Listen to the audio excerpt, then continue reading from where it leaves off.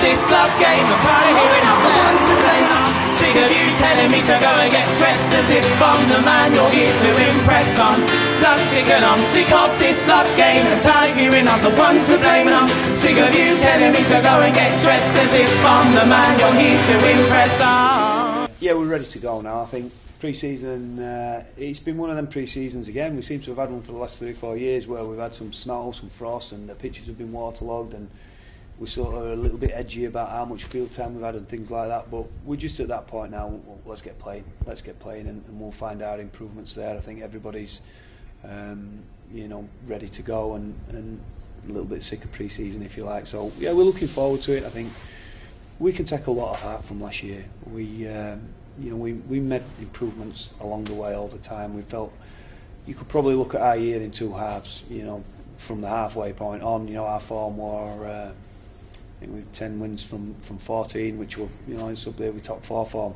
Start of the year we didn't get as many wins, and we felt within that time and within those games we could see enough good things happening, but we just weren't doing them for long enough periods and weren't doing them consistently enough. And along the way, we made some improvements, and we learned how to win. We learned how to handle different situations, and it transpired that we got some good form going, and this year's different in that 17 new players last year and probably only 3 really this year. So the continuity and the stability hopefully will equal for us a little bit more consistency. I'm going to say there's a very settled feel to this Wildcats side. Obviously you've got 3 new signings. You're obviously quite happy with what you've got there. Yeah, and we felt that on the back of last year and the improvements that came about and the style of play that we found that really suited us, and the way the team gelled and the combinations got together. So for us this year it was a case of identifying the key areas which we needed to improve. We felt physically we could make some improvements. We felt that there were a couple of areas defensively for us that statistically we weren't great. We've tried to put some focus and some emphasis on that, while keeping some of the good stuff and acknowledging some of the way we attacked, particularly down the opposition's end. He's trying to find that again and get some add-ons to that, and try and find some different ways to attack, and in some instances take a little bit of pressure off our halfback. A lot of things went through him last year. The amount of try assists that he came up with at the end of the year for a team that finished 8th were, what a phenomenal amount for a half, and he had a terrific season. But we know we can't rely on him, and we may well not be able to rely on him on round 1. So we tried to come up with some contingencies, if you like, and some different ways to attack, and hopefully we may see it this weekend. Maybe simplify 1 or 2 things with knowing that at times Timmy might be off his game or not even be on the field for us. And obviously you touched on last year, that great run at the end of the year and your inclusion in the playoffs. Yeah. That automatically, I guess, raises the hopes of the supporters for this year. I guess that's something they'll expect to be involved in again this year. Is that healthy from your point of view? Are you enjoying that challenge of wanting to get into the playoffs again? Yeah, I think it's great. I think expectation is going to change. We said we've had limited changes to our team. We've got 2 young kids in Riesling and Bobby Goulding that's come in, and Justin Paul's our major signing. But we were getting tipped for bottom and second bottom last year, and now the expectation, quite naturally after last year, has lifted. The expectation on ourselves has changed. We know what we can achieve if we get our if we get our game together.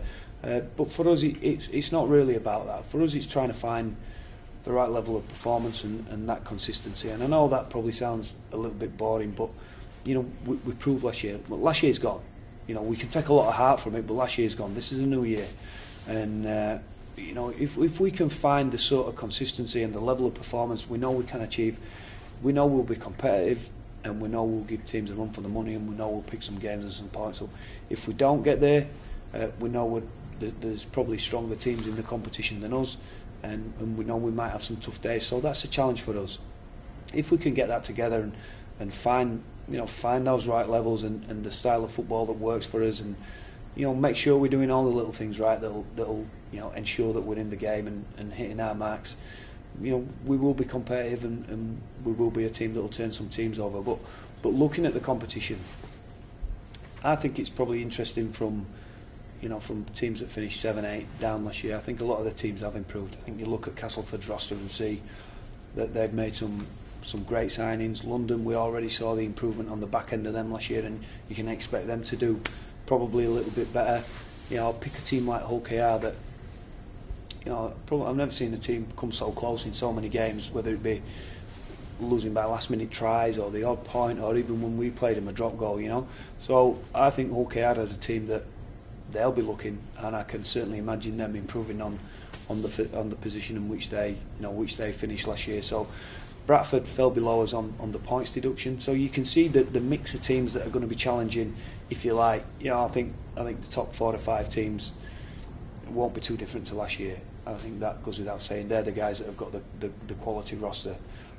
There's always changes, you know. There's always somebody that starts poor or someone that gets out of the blocks really early.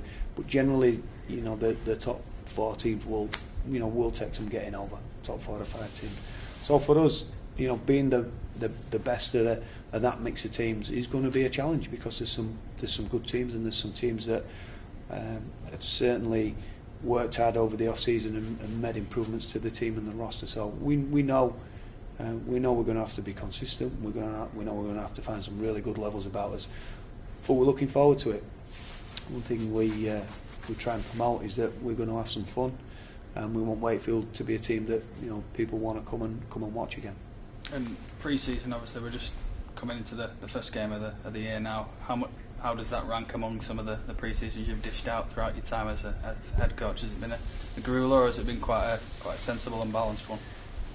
Probably sensible and balanced. We had a number of post-season operations this year, and we've had a little bit of misfortune with hands and eyes in the off-season. We've had a couple of guys take some knocks, and we're very mindful that we start playing.